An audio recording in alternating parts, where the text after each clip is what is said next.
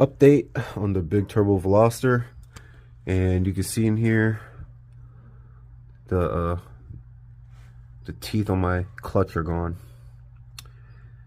and that is what happened. And the clutch isn't even broken in yet. You know, it's less than 500 miles.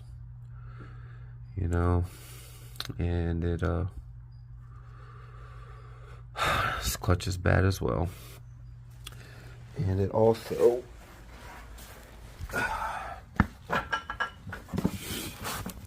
you can see on here on my transmission,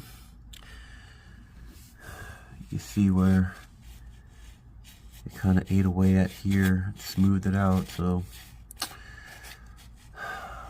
looks like I'm gonna need a new transmission as well. Yeah.